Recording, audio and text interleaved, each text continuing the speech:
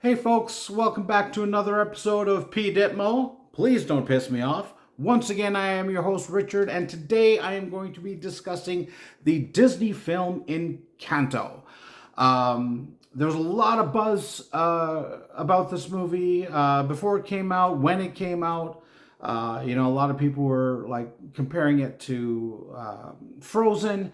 When I first heard the story, I was like, so what? It's like Hispanic Moana. Like that's just what it sounded like to me. Um, Again, PDPMO, low expectations, so I went in not expecting much because that's the easiest way not to get disappointed. So again, very quickly, just a brief rundown of what I do on my channel here. I just tell you whether or not I liked it without any spoilers, so that if you want to see if it's a yes or no, just to get my opinion, and then I'll let you know if I before I get into spoilers. So, Encanto. Did I like Encanto? I loved Encanto. I loved it. I thought it was beautiful and magical and like literally magical and sweet and a lot of depth and caring and family and just so much positivity. I mean, obviously there's darkness in there. I mean, you can't really have a redemption if there's no strife you have to overcome. That's kind of why we watch this, is we watch movies, is to watch people overcome obstacles. But yeah, there's a lot in this movie that I really enjoyed. If you have kids, get them to watch Encanto. If you don't have kids, watch Encanto. The music is amazing. I'm a huge fan of Lin-Manuel Miranda. Ironically, today, like literally today, I got to see Hamilton live due to a couple of dear friends who, believe it or not, gave us tickets because they came down with COVID and couldn't go. So they gave the tickets to us. So touched. But yeah, so huge Lin-Manuel Miranda fan. My wife actually reached out to him, wrote a letter to him, and he wrote her back like a handwritten response. So Lin-Manuel Miranda, if you ever see this, please know that my wife, she has a pretty severe lung disease. Please know that your response was just above and beyond, just amazing. Your music, your passion has inspired our family, and really gives us strength throughout our difficulties. So that's it for non-spoilers. Encanto, great movie. Check it out. Now I'm going to get into a little bit what the story's about. So if you don't want to know anything, bounce, watch Encanto. So now, for those of you who are sticking around, for those of you who are leaving, thank you very much. For those of you who are sticking around, Encanto centers around the Magical family, who are a Hispanic family living in Colombia. They are bestowed magical powers when they, as children.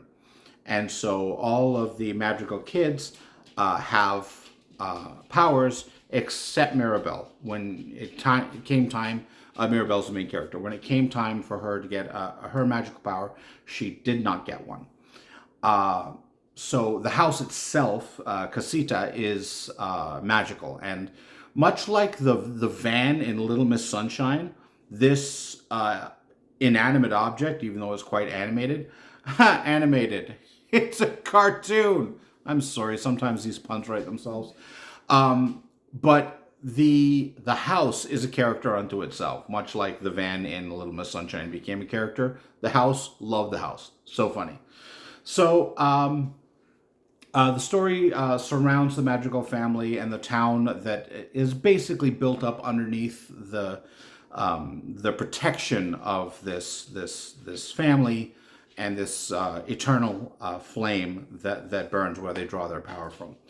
So again, I don't want to give too much away because, I mean, there's certain things we talk about. You know where I'm going. There are certain things we don't. We don't talk about Bruno. So I'm just going to talk quickly about the music, hence the segue with Bruno. Before I saw this movie, I didn't really know anything about the music. The only thing I knew was that this song, "We Don't Talk About Bruno," was really blowing up. It was like "Let It Go" for Frozen. Everybody, like, ironically, the song is "We Don't Talk About Bruno," and everybody was talking about it. So I knew that was a big song going in. First of all, I will say this: all the music, all the music in this film was amazing. Uh, with I'm just going to bounce back to Frozen for a second. With "Let It Go," a comedian said that Frozen was basically a 2 hour music video for "Let It Go," because they had the song before they had the movie. And so this whole thing just kind of set up the movie. I was a little underwhelmed with Frozen. This Encanto feels like a musical, and with Lin Manuel Miranda's history with Hamilton and In the Heights, um, the work he did on Mary Poppins Returns, uh, it has that feel, like a true musical feel. And there's so many animated movies that become musicals when you think about them, like especially in recent years. Like more musical numbers are coming into them. So realistically, if this movie had been live action, it would have been a musical. Not so. I like what animated movies are becoming, because while Hollywood still hasn't figured this out, these are movies. These are not 2 hour cartoons. These are movies, and the amount of work that has to go into the animation, the music, the everything. I mean, there's actual set design. You can see it in the finished product. Gone are the days of. I mean, you look at the old classics like Cinderella and Snow White. I mean, they're wonderful, wonderful movies. But even in today's world, those are kind of, they're viewed as cartoons. Like even though there's things in there that aren't necessarily for kids, they're not given the same respect as live action films are. So I'm hoping with the advances in not only like the animation, but the quality of the craftsmanship that goes into these movies is really going to establish animated films as a force to be reckoned with. I mean, you look at Beauty and the Beast. I think that was the first animated feature to be nominated for Best Picture. It kind of went from there. I mean, the original Lion King in '94, that was a game changer. That changed everything. That was just, I mean, a lot of people were saying it was like a retelling of Hamlet, but it's like, well, yeah, there's definitely plot points in that.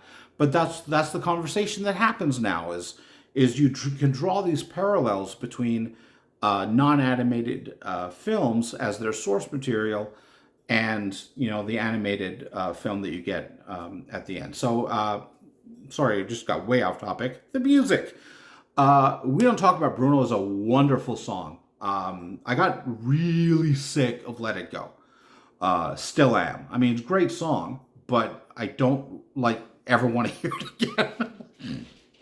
It was so overplayed. But "We Don't Talk About Bruno" was a wonderful song. My favorite song in the entire show is actually one called "Surface Pressure." A lot of the things that the children of this family deal with are the things that really impact our society, especially the younger generation. With Louisa, who's incredibly strong, she's starting to feel that she can't take the pressure of being the strong one.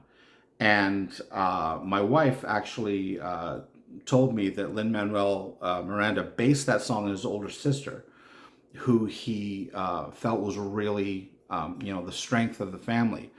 But he's brilliant enough to understand that it's not always easy to be strong, And even the strongest of us, and now I'm talking about like in society, even the strongest people out there are under so much pressure. One of her other sisters is beautiful and perfect, and she's dealing with the pressure of having to be perfect. It can be soul crushing, and so each one of these kids is trying to live up to these expectations that is placed on them by their family. And as we all know, like family, I mean, as much as we love our family, there can be stuff that makes living up to expectations difficult, whether it be family, our friends, our relationships, even our jobs, or society in general. Sometimes it's tough to live up to what people expect of you. And I love when movies, especially animated movies, touch on real world problems, because it's so much easier to relate. I mean, we're talking about a movie that's about magic, and somehow the creators of this movie made them relatable.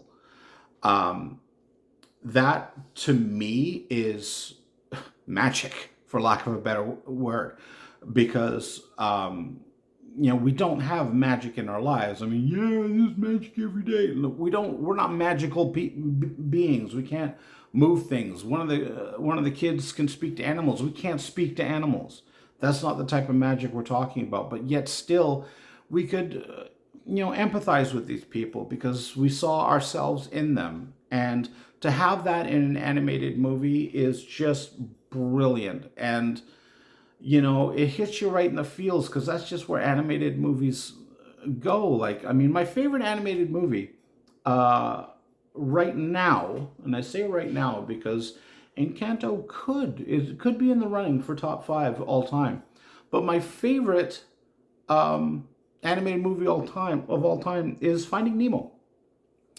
It was Lion King for a long time, but Finding Nemo came along and just hit this chord with me.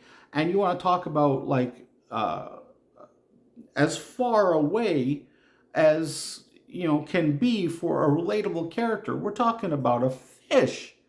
It was a movie about a fish. I mean, when they announced that they were making Finding Nemo, I'm like, okay, Pixar's gone too far. Now we're making movies about fish. This movie's gonna suck. Favorite animated movie of all time.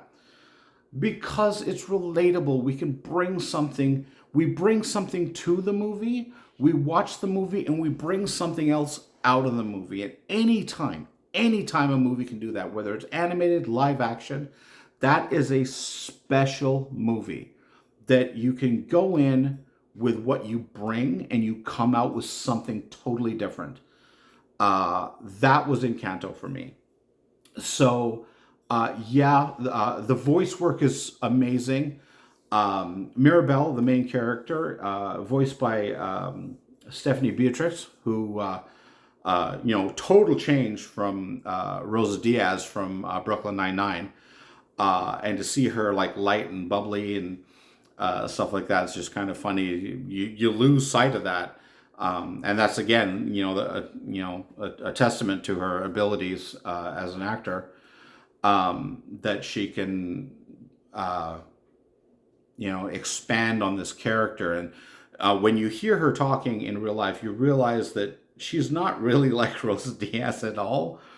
We got to see her in The Heights, and then her voice work here in Encanto is just wonderful. John Leguizamo